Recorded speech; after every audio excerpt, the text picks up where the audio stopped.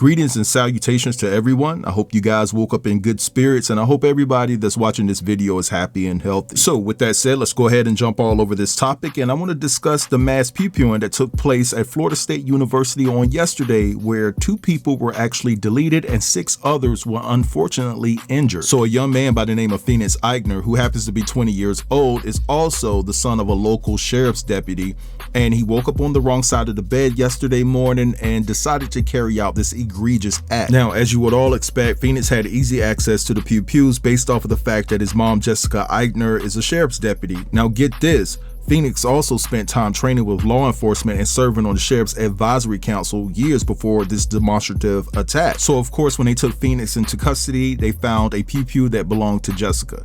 And so some things that we should know about Ikner is the fact that he was a Trump lover, and he also had a very tumultuous childhood.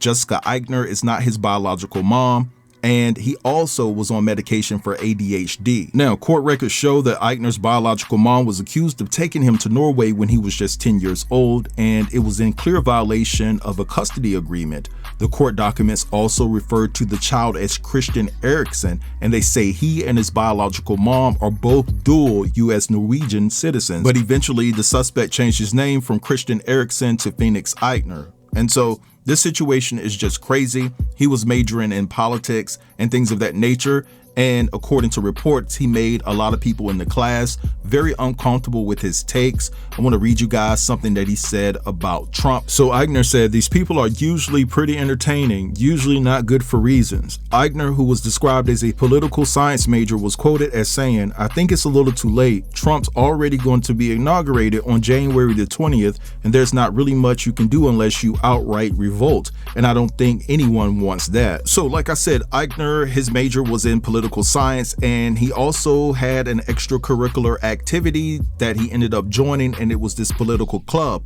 But he started to make other students feel so uncomfortable that some members stopped coming to the actual meeting. As a matter of fact, fellow students that were a part of this political club described his comments and beliefs a little bit beyond conservatism. All right, so he was a little bit extreme for some of those students. Now, with all of that said, what I want to do right here is play you guys some clips as it pertains to this unfortunate situation, and then I'll be back.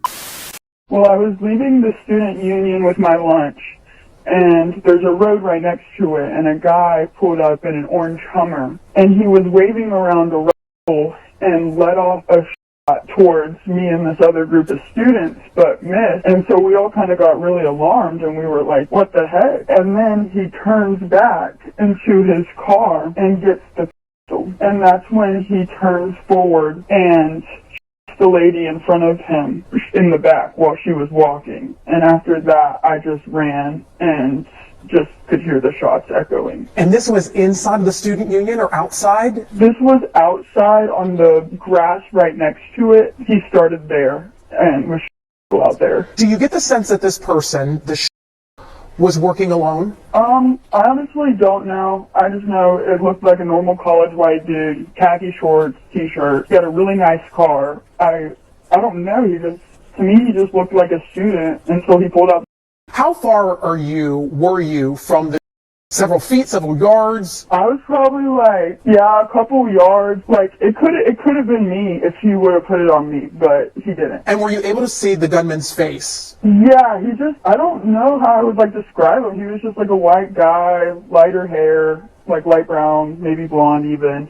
Little, stocky. I don't know, he just looked like a normal boy. But what about the eyes? I mean, so you can gather so much about someone through their eyes. Was there rage behind their eyes? Angry. Okay. I don't know what color the eyes were. It was a little bit too far away for that. But I know he, looked angry. And that's why at first when he was waving around I thought it maybe could have been a BB.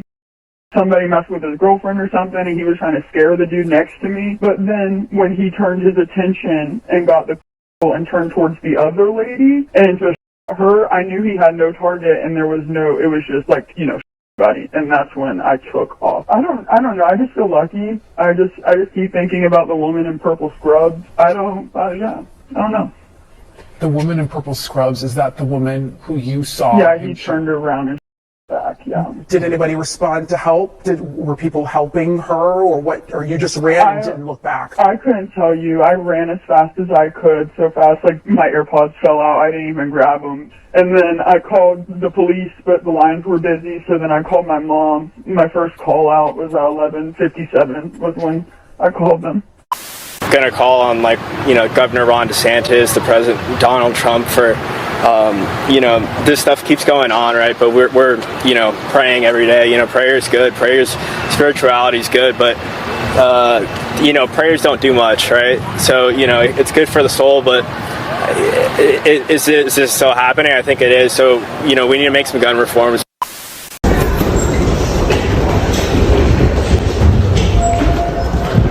This way. Where do I need to sit? This way.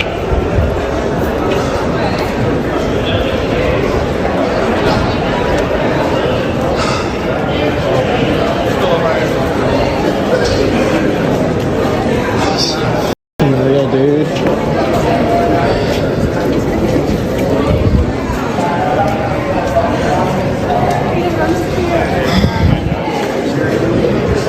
Must have made it in the building.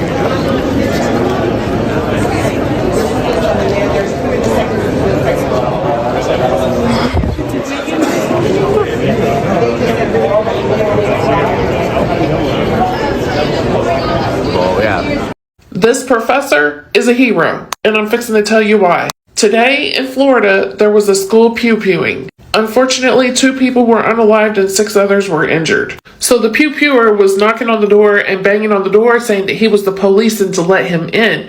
There were students that were saying, let him in, it's probably the police. And the professor says, no, it could be the pew-pewer. We're not opening this door. And in return, he saved everyone's life that was in that classroom. That's why he's a hero. But I'm going to show you the clip.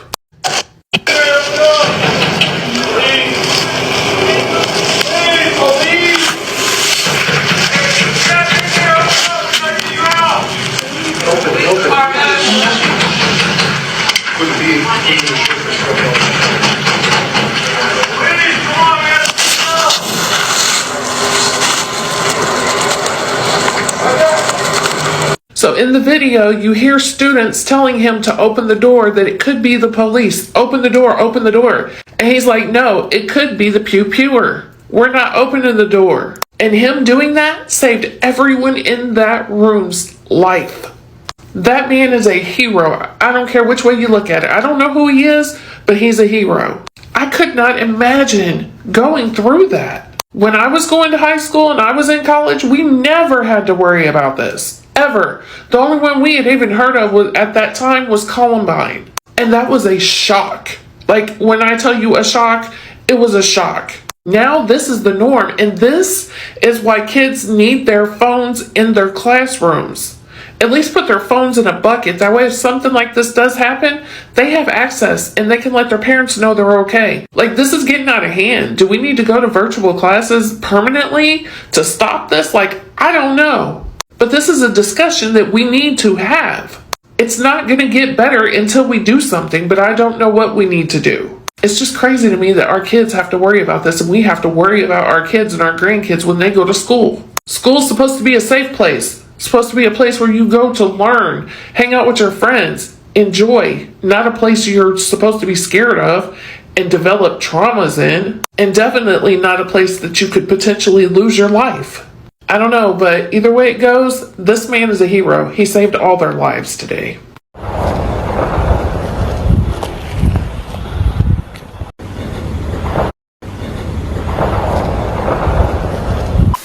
All right, so you guys just saw and witnessed all of that, and there's a bevy of clips that are circulating all over social media that show students that were panicking and basically running for their lives. Now, as it pertains to the last clip that I just showed you guys, I just find it inhumane that a person decided to pull out their phone and film a person that had been deleted while they were sipping Starbucks. I mean, how could you have the heart to do that? Where's the human decency in all of that, right? Just straight up diabolical. And honestly speaking, belts, hands, and all sorts of feats need to be applied to that ad for doing something so low vibrational. But anyway, I'm gonna let this go right here. I want you guys to feel free to drop down in the comments and let me know what you think about everything that was discussed in this video. Don't forget to like, comment, share, and if you're new here, consider subbing to the channel. I'll get with you guys later. Yep.